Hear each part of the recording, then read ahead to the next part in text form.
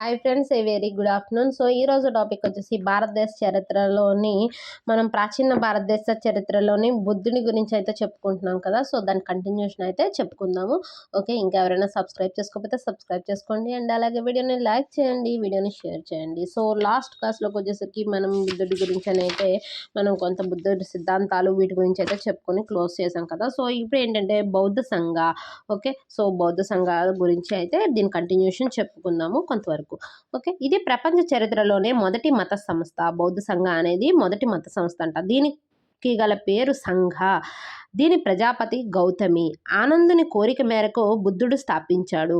బుద్ధుని అసలైన 5 శిష్యుల్లో ఒకడైన అస్సాజీచే తొలి ప్రఖ్యాత భిక్షవులైన సరిపుత్ర మొగ్గలన బౌద్ధంలోనికి మార్చబడ్డారు. బుద్ధుని తాలూకా ఇతర ప్రముఖ అనుచరులు ఎవరంటే ఆనంద అంటే బుద్ధుని సహచరుడు మరియు ముఖ్య శిష్యుడంట. కాశ్యప బుద్ధుని శిష్యుల్లోకెల్లా ముఖ్య పండితుడు. ఉపాలి మంగళి కులంలో ఉన్నవాడనమాట. నెక్స్ట్ ఏంటంటే యస అత్యంత ఐశ్వర్యుడంట. ఓకే, వీళ్ళందరూ కూడా బుద్ధుని తాలూకా ముఖ్య ప్రముఖ అనుచరులు. నెక్స్ట్ బౌద్ధం స్వీకరించేవారు చెయ్యవలసినవి. 15 సంవత్సరాల వయసులో తల్లిదండ్రుల ఆమోదంతో బౌద్ధాన్ని స్వీకరించడాన్ని పబ్బజ వ్రతము అంటారు. ఏంటి, 15 సంవత్సరాల వయసులో తల్లిదండ్రుల ఆమోదంతో బౌద్ధాన్ని స్వీకరిస్తే దాన్ని పబ్బజ వ్రతము అంటారు. కాషాయ వస్త్రాలు ధరించుట, కేశఖండన పాటించుట. భిక్షువుల వద్ద ఉండవలసినది 2 జతల కాషాయ రంగు వస్త్రాలు, ఒక సూది, దారము, భిక్షపాత్ర. బుద్ధం శరణం గచ్చామి అని స్మరించుట.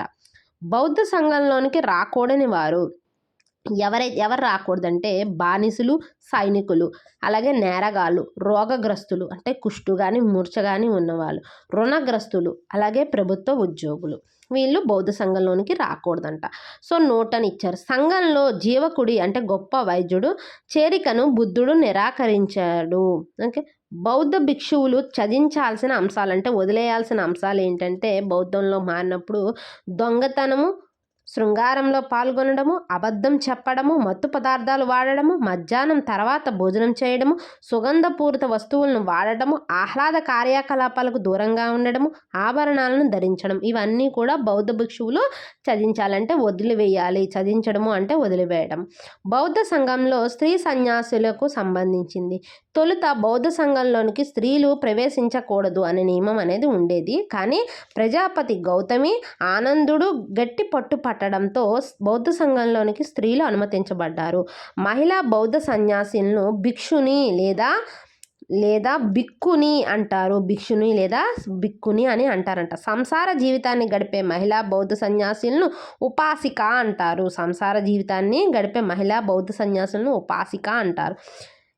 గర్భవతిగా ఉన్న స్త్రీ బౌద్ధ సంఘ ప్రవేశానికి అనర్హురాలు. పసిపిల్లలు గల స్త్రీకి కూడా ప్రవేశం లేదు. భర్త లేదా తల్లిదండ్రుల అనుమతి తప్పనిసరి అవసరము. నెక్స్ట్ సంఘం తాలూకా ప్రాథమిక అంశాలు. భిక్షువులు అంటే సంసార జీవితం లేనివారు. ఈనపాటి తీర్మానమును ప్రవేశపెట్టడము.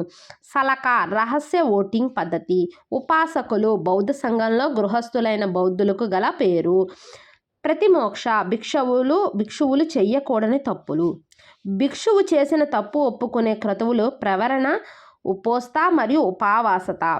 బుద్ధుని తర్వాత బౌద్ధ సంఘానికి సారథ్యం వహించినది ఆనందుడు మరియు ఉపాలి. ఓకే, సో బౌద్ధం స్వీకరించిన ప్రత్యేక వ్యక్తులు అని చెప్పేసి వీళ్ళు ఇచ్చారు. ఎవరైతే బౌద్ధం ప్రత్యేక వ్యక్తులు ఎవరైతే తీసుకున్నారో, ఎలాంటి వాళ్ళు తీసుకున్నారో అన్నది ఇవ్వండి. ఇదనమాట. నేను దీన్ని మళ్ళీ మీకు షార్ట్లో ప్రొవైడ్ చేస్తాను. కొంచెం ఈజీగా అదొక్కటే చదువుకోవడానికి వీలుగా ఉంటుంది కదా. ఓకే, సో చూడండి. నెక్స్ట్ బౌద్ధ సంగీతులు. ఓకే, బౌద్ధ మత సమావేశాలు సభలకు గల పేరు సంగీతులు. బౌద్ధ సమావేశాలు జరుగు రోజులు పౌర్ణమి, అలాగే విధియ. ప్రాంతము, రాజు, సంవత్సరము, అధ్యక్షుడు. ఏ ప్రాంతంలోని ఏ రాజు పాలించాడు, ఏ సంవత్సరము, అలాగే అధ్యక్షుడు ఎవరు, ఇదన్నమాట. చూడండి ఒకసారి. మొదట బౌద్ధ సంగీతి. మొదటి సమావేశం యొక్క ముఖ్య ఉద్దేశము బుద్ధుని బోధనలను గ్రంథ రూపంలోనికి మార్చడము. ఈ సంగీతిలోనే బుద్ధుని యొక్క మొత్తం ఉపన్యాసాలను ఆనందుడు సుత్త పీఠిక రూపంలో రాశాడు. బుద్ధుని యొక్క శిష్యుడు ఉపాలి వినయపీఠక రాశాడు. ఈ గ్రంథాలలో ఆనందుడు బౌద్ధ నిర్మాణం కోసం రాజగృహ, కాశీ, శ్రావస్తి, చంపా, కౌశాంబి మరియు సాకేత అనే 6 నగరాలను తరచుగా పేర్కొనడమైంది. కానీ బుద్ధుడు కుషి నగరాన్ని ఎంపిక చేసుకున్నాడు. ఓకే, అక్కడే లాస్ట్ చనిపోయారు కదా, అదనమాట. చనిపోయాడు అనుకోవద్దు, నిర్యాణం పొందాడు. రెండవ బౌద్ధ సంగీతి అవంతి సన్యాసులు, అంటే పశ్చిమ భారత్ నుంచి వచ్చారు. సో అవంతి సన్యాసులు వజ్జీ సన్యాసులు మధ్య ఏర్పడిన సిద్ధాంతపరమైన సమస్యలను తొలగించడానికి 2వ సమావేశం సభాకమి అధ్యక్షతన జరిగింది. ఈ సమావేశంలో బౌద్ధ మతంలో చీలిక వచ్చింది. ఓకే, అవంతి సన్యాసులు అలాగే వజ్జీ సన్యాసులు వీళ్ళు ఏంటంటే మార్పును వ్యతిరేకించేవారు, వీరు మార్పును కోరుకునేవారు. వీరు తెరావాదిక్స్ లేదా స్థవిరవాదులుగా ఏర్పడ్డారు. వీరు మహాసాంఘికులుగా ఏర్పడ్డారు. నాయకత్వం వహించింది మహాకాచాయన, నాయకత్వం వహించింది మహాకాశ్యప. వీరి ప్రధాన కేంద్రం కౌశాంబి, వీరి ప్రధాన కేంద్రం వైశాలి. ఓకే, నెక్స్ట్ మూడవ బౌద్ధ సంగీతి స్థవిరవాదులను నిజమైన బౌద్ధ సన్యాసులుగా మొగ్గలి పుత్త తిస్స పేర్కొన్నాడు. ఈ బౌద్ధ సంగతిలో అభిధమ్ము పీఠికను సంకలనం చేయడంలో మొగ్గలి పుత్త తిస్స లేదా ఉపగుప్తుడు కీలక పాత్ర పోషించారు. మొగ్గలి పుత్త తిస్సను శ్రీలంక అశోకుడిగా పిలుస్తారు. దీనిలో భాగంగానే బౌద్ధ మతమును దేశంలోని మరియు విదేశాల్లోనూ ప్రచారం చేయడానికి మహామాత్రలు ఏర్పడినవి. 4వ బౌద్ధ సంగీతి ఈ బౌద్ధ సంగీతి జరిగే కాలం నాటికి బౌద్ధ మతం 18 శాఖలుగా చీలిపోయింది. ఈ చీలిపోయిన 18 మత శాఖల మధ్య సయోధ్య కుదర్చడానికి 4వ బౌద్ధ సంగీతిని ఏర్పాటు చేశారని హుయాత్సాంగ్ తన రచనలో పేర్కొన్నాడు. ఈ సమావేశంలో 18 శాఖలను ప్రధానంగా 2 శాఖలుగా మార్చారు. అవి హీనయానం, మహాయానం. ఈ సంగీతిలోనే వసుమిత్రుడు మహావిభాస శాస్త్ర అనే గ్రంథాన్ని రచించాడు. ఇందులోని వసుమిత్రుడు ఏం రాశాడు? మహావిభాస శాస్త్రం. హీనయానము, మహాయానం. అంటే హీనయానం అనగా చిన్న వాహనము, మహాయానం అనగా పెద్ద వాహనం. తేరవాదులు అవలంబించారు. దీన్ని మహాసాంఘికులు అవలంబించారు. ఇంకోండి మహాసాంఘికులు ఈ వజ్ర సన్యాసులు అనమాట. పాలీ భాష రచనలు దీనికి సంబంధించినవి. సంస్కృతంను ప్రవేశపెట్టారు. బ్రాహ్మణ మత పోలిక అనమాట. వాస్తవికతకు దగ్గరగా ఉంటారు. బుద్ధుని బోధనలను యథావిధిగా పాటిస్తారు. సో దీనికైతే చెప్పలేదు. బుద్ధుని యొక్క ధర్మచక్రంను స్తూపంను పూజిస్తారు. బుద్ధుని పూర్వరూపాలను అంటే బోధిసత్వులను అలాగే బుద్ధుణ్ణి పూజించారనమాట. విగ్రహారాధన చేయలేదు. వీళ్ళు విగ్రహారాధన చేశారు. శ్రీలంక, మయన్మార్ మరియు ఆగ్నేయాసియా దేశాల్లో విస్తరించింది. నేపాల్, చైనా, జపాన్, కొరియాలో విస్తరించింది. బుద్ధ ఘోషుడు దీనికి చెందినవాడు.